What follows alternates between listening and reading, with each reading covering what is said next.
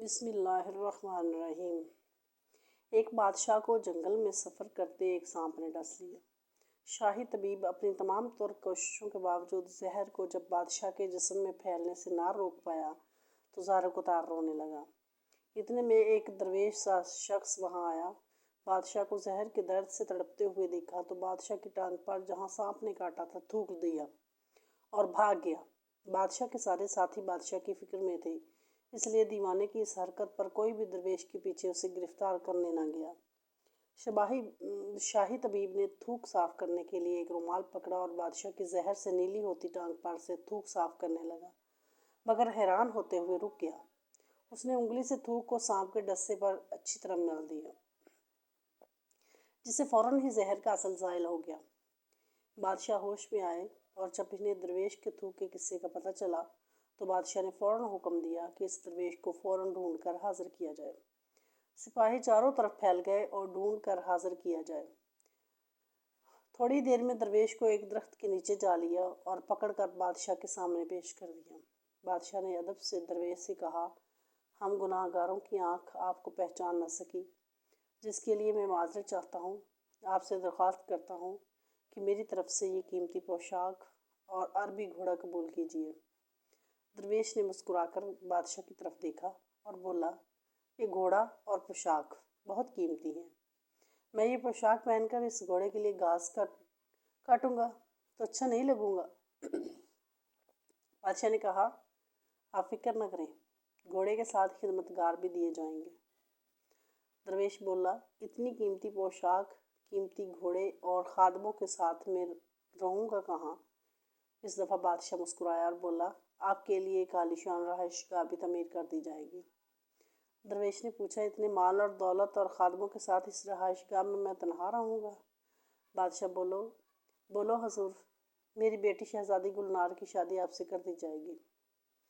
درویش بولا، اگر آپ نے میری شادی کی تو میرے بچے بھی ہوں گے؟ بادشاہ نے جواب دیا، بالکل ہوں گے، ہماری دعا ہے کہ آپ کو کثیر اولاد ملے۔ درویش بولا، اگر ان بچوں میں سے کسی بچے کو خدا نخواستہ کچھ ہو گیا تو پھر رونا کس کو پڑے گا؟ بادشاہ نے جواب دیا، حضور، اگر خدا نخواستہ ایسا ہوا تو رونا تو پھر آپ کو ہی پڑے گا۔ درویش مسکرا کر بولا، اگر یہ سارا کچھ لے کر مجھے رونا ہی ہے تو بادشاہ سلامت آپ اپنا گھوڑا اور قیمتی لباس واپس لے لیں۔ میں اپنی درویشی میں خوش ہوں۔ دل اسی سے لگاؤ جس نے دل بنایا ہے، دنیا سے لگاؤ نہیں ملیں گے۔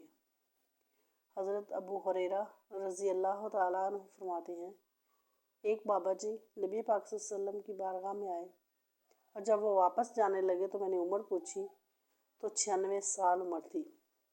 کہتے ہیں بزرگ جب آئے تو اس کی بھویں سفید ہو کے آنکھوں پہ آ گئی تھی۔ بڑی چھڑی بابا جی نے پکڑی ہوئی تھی اور دونوں ہاتھ پکڑ کے چھڑی کے اوپر جھکے ہوئے تھے۔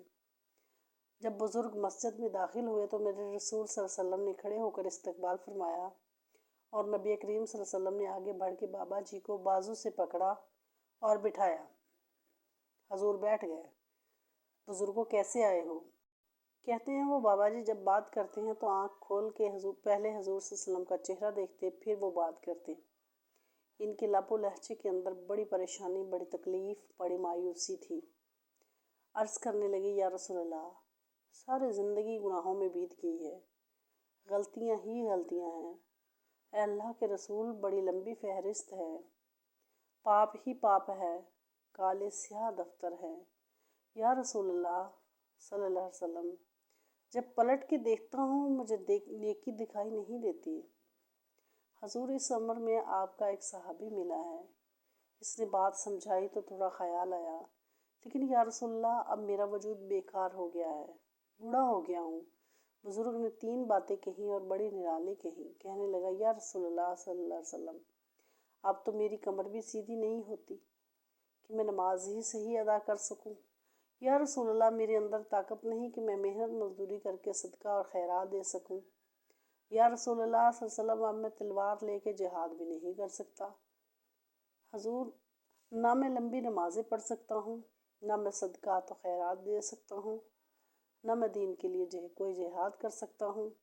بیکار وجود ہے، بیکار ہو گیا ہوں میں، اور آج آیا ہوا ہوں تو مجھے بیکار کو میرا رب قبول کر لے گا۔ حضرت ابو ہریرہ فرماتے ہیں جیسے برسات میں بارش کی جھڑی لگتی ہے یوں مصطفیٰ صلی اللہ علیہ وسلم کی آنکھوں سے جھڑی لگ گئی۔ حضور کھل کے روئے۔ حبیب پاک صلی اللہ علیہ وسلم نے فرمایا بزرگوں بڑے مجاہد ہیں، دین کے لیے جہاد کرنے والے بڑے ہیں، رب کریم کو آپ کی تلوار کی اتنی حاجت نہیں۔ فرمایا اس کے خزانے کو خالی نہیں، اور فرمایا عبادتیں رب کریم کی شان میں اضافہ نہیں کرتی، وہ تو بندے کو نفع دیتی ہیں۔ بزرگوں نہ آپ جہاد کریں، نہ صدقات دیں، نہ لمبی نمازیں پڑھیں، آپ صدق کے دل سے آ جائے۔ اللہ کے رسول کا وعدہ ہے رب آپ کو بغیر حساب کتاب کے جنت عطا فرمائے گا۔ نبی صلی اللہ علیہ وسلم نے فرمایا بندہ جب رو کے کہتا ہے نا یا اللہ غلطی ہو گئی معاف کر دے، فرمایا میرا مالک اسے فوراً ہی معاف فرما دیتا ہے۔ واللہ عالم بالصواب۔